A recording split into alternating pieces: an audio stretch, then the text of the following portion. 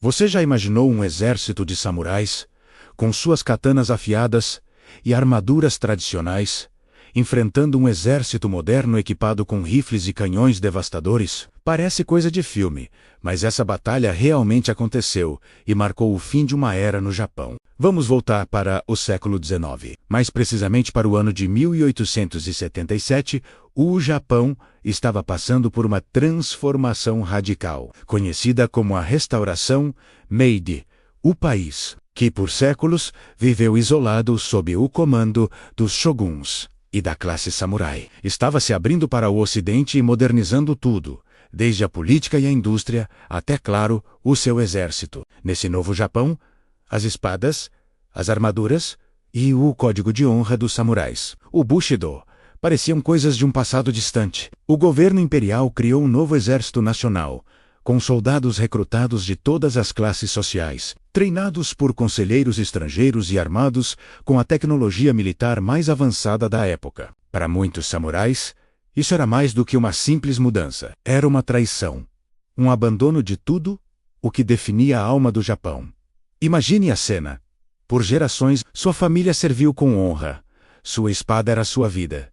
E de repente, tudo isso é considerado obsoleto. Muitos samurais se sentiram desrespeitados, desempregados e, acima de tudo, perderam seu propósito. Eles viam a cultura ocidental se espalhando e sentiam que a identidade japonesa estava se perdendo. A tensão estava no ar, e só era preciso uma faísca para tudo explodir. E essa faísca veio de um homem, Saigi Takamori. Ele não era um samurai qualquer. Saigi era uma figura imponente, um herói nacional que, ironicamente, ajudou a derrubar o shogunato e a restaurar o poder do imperador. Ele acreditava na modernização, mas não ao custo de apagar a tradição e o espírito samurai. Ele era visto como a personificação dos valores do Bushido: coragem, lealdade e honra. Quando o governo Meiji implementou reformas que acabaram com os privilégios dos samurais, como o direito de portar espadas em público e seus salários hereditários, a insatisfação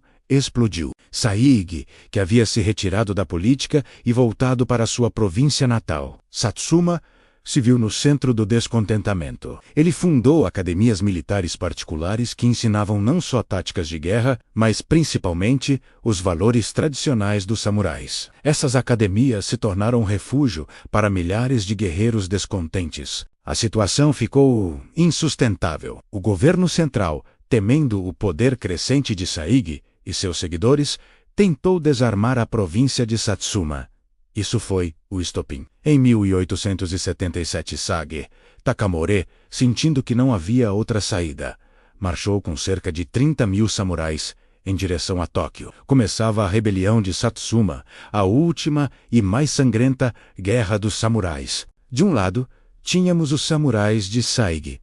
Eles lutavam com uma bravura lendária, mestres no combate corpo a corpo, empunhando suas katanas com uma habilidade mortal. Eles eram a elite guerreira de uma nação, movidos pela honra e pela lealdade ao seu líder e ao seu modo de vida. Do outro lado, o exército imperial japonês, um contingente muito maior, com mais de 300.000 homens, armados com rifles de repetição, metralhadoras Gatling, mais devastador de tudo, a artilharia pesada. Era a tradição contra a modernidade, a espada contra o canhão. A batalha principal aconteceu no cerco ao castelo de Kumamoto. Por semanas, os samurais tentaram tomar a fortaleza, mas foram repelidos pelo poder de fogo implacável do exército imperial. As cargas de espada, que antes eram decisivas, agora eram aniquiladas por rajadas de balas antes mesmo de alcançarem o inimigo. Os canhões bombardeavam suas posições dia e noite,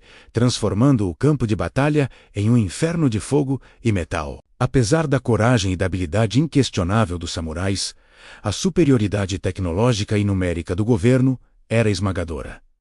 A cada batalha, as forças de Saigi diminuíam. Eles foram forçados a recuar, lutando bravamente em cada centímetro de terreno, até o confronto final, a Batalha de Shiroyama. Lá, restavam apenas cerca de 500 samurais, incluindo Saigi Takamori, cercados por mais de 30.000 soldados imperiais. Em vez de se render, eles fizeram o que um samurai faria: prepararam-se para uma última carga gloriosa. Ferido gravemente durante a batalha, Saigi Takamori, segundo a lenda, cometeu o seppuku, o suicídio ritual, auxiliado por um de seus seguidores, para preservar sua honra até o fim. A derrota na rebelião de Satsuma marcou, de forma trágica e definitiva, o fim da era dos samurais. A modernidade havia vencido, mas a história não terminou aí. Embora tenha lutado contra o governo, Saigi Takamori não foi lembrado como um traidor. Pelo contrário,